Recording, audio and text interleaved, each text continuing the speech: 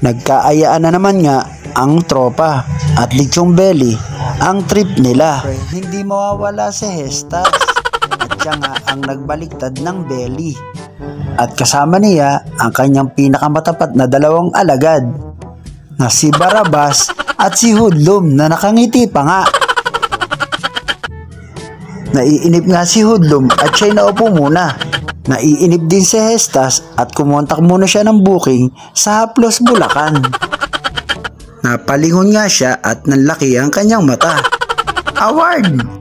At dumating na nga ang dalawang kinuha nilang sasayaw upang alilin si Hoodlum na bising-busy. At hindi namin namalayan na luto na pala ang lechong belly. At dahil luto na nga ang lechong belly, napangiti si Hoodlum dahil malapit na raw sa exciting part. Binuksan na nga ni Hoodlum at kinuha naman ni Hestas. Ayan na nga, kinatok-katok pa ni Hestas.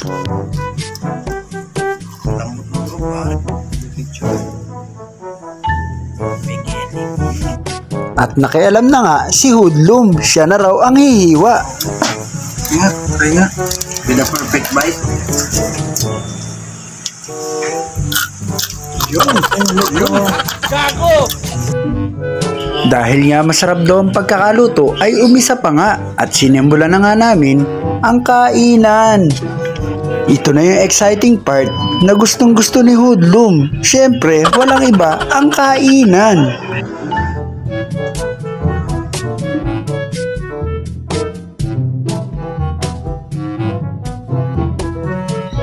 At hindi nga nakontento si Hoodlum, kumuha pa ng upuan para daw mas maganda ang laban.